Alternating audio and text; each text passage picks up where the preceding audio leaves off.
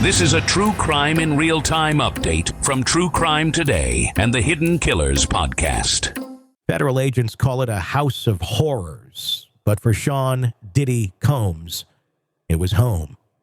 As headlines blaze with accusations of drug-fueled assaults, coercion, and the systematic abuse of power, the world watches a man once heralded as a music mogul fight to clear his name.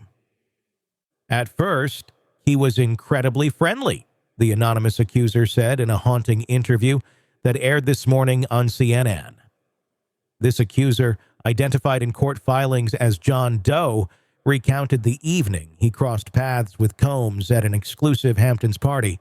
Doe had been hired as a security guard, ensuring the safety of guests at one of Combs' famed soirées. The evening began innocuously enough with glamorous attendees and glasses of champagne flowing freely.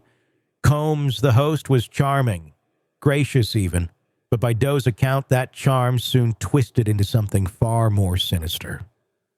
The first drink started to have some effect on me, Doe recalled, where I thought, wow, these are really strong drinks. But it wasn't until the second drink that it was already too late. In the federal complaint filed earlier this fall, Doe alleges that Combs or his associates laced his drink with a cocktail of drugs, including GHB and ecstasy. What followed, he claims, was a chilling sequence of events that left him forever changed. He was watching, Doe told the interviewer, waiting from a vantage point until I was helpless. Once he knew he had power over me, he took full advantage. The complaint paints a horrifying picture of Doe being forced into a van, where he says the music mogul sexually assaulted him. Through tears, Doe described the assault as abusive beyond belief, adding, I was screaming, begging him to stop. He acted like it was nothing, completely disconnected. This case, explosive in its details, represents just one of over 120 allegations now leveled against Combs. Among them are accusations involving minors, with at least 25 complainants claiming they were underage when the alleged assaults occurred. Federal prosecutors have called the claims a pattern of behavior, alleging that Combs leveraged his immense wealth and influence to operate what they describe as a criminal enterprise designed to exploit and silence his victims. The investigation took a dramatic turn earlier this year when federal agents executed search warrants at Combs' Miami and Los Angeles properties. Homeland Security agents seized phones, firearms, and other evidence while questioning witnesses on allegations of sex trafficking, sexual assault, and narcotics distribution. Law enforcement sources say the raids uncovered disturbing links between Combs' inner circle and illicit activities allegedly tied to his sprawling business empire. One of Combs' associates, Brendan Paul, was arrested during the Miami raid on suspicion of drug possession. Though Paul has since entered a diversion program, his arrest has cast a long shadow over the case, raising questions about who else within Combs' orbit might face legal jeopardy. Details from the raids themselves were unsettling. Witnesses described agents storming the properties with a military-level presence, a move criticized by Combs' legal team as excessive. Phones, laptops, and personal files were seized, all of which prosecutors claim contain damning evidence.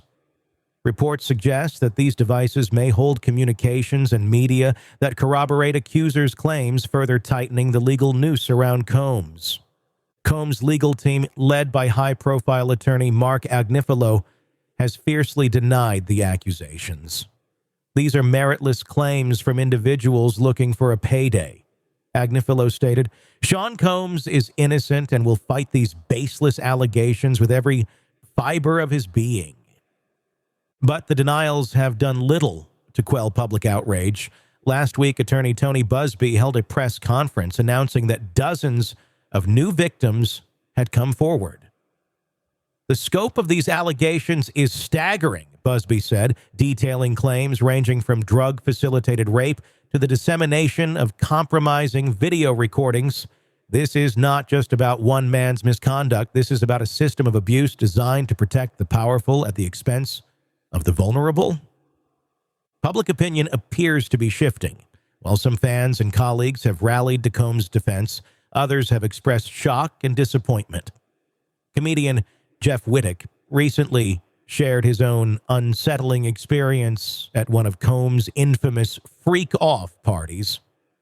"It was like something out of a movie," Wittek said on his podcast. "I saw things that night I'll never forget. It was just crazy." These freak-off parties, long whispered about in entertainment circles, are now under intense scrutiny. Former attendees have come forward describing wild scenes, some of which reportedly included illicit substances and predatory behavior. Prosecutors are said to be investigating whether these gatherings were used to recruit or groom victims, further expanding the case's scope. Even as the allegations pile up, Combs remains steadfast in his declarations of innocence. Speaking through his attorney, he described the federal investigation as a witch hunt driven by media sensationalism. His mother, Janice Small Combs, echoed that sentiment, calling the allegations a public lynching. The music mogul's defense has also highlighted inconsistencies in some accusers' stories, with Agnifilo pointing out a few instances where timelines or details have conflicted. "We're confident that these discrepancies will ultimately discredit the claims," Agnifilo said. However, legal experts caution that such arguments may not hold up against the weight of overwhelming evidence if the seized materials substantiate key allegations. But with the trial looming and prosecutors reportedly building a robust case, the stakes for Combs couldn't be higher.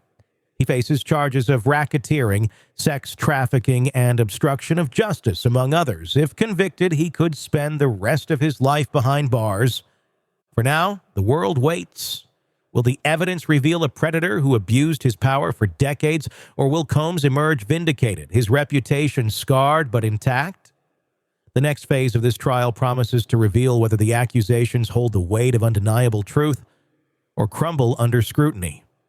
One thing is certain. The story, already shocking in its revelations, is far from over.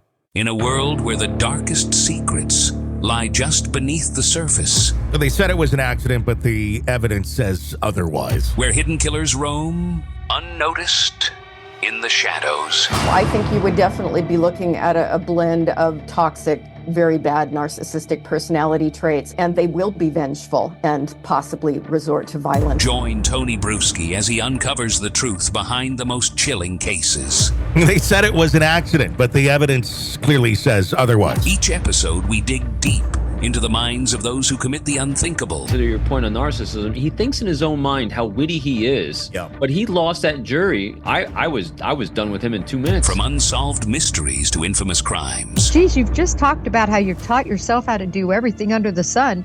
I bet you did a YouTube video, how to best kill somebody with a knife. Hidden Killers with Tony Bruschi takes you where few dare to go. How does someone with such a dark secret go unnoticed for so long? With multiple new episodes every single day. We're not just telling stories, we're seeking justice. Listen now on Apple Podcasts or wherever you get your podcasts. Just search for Hidden Killers with Tony Bruschi.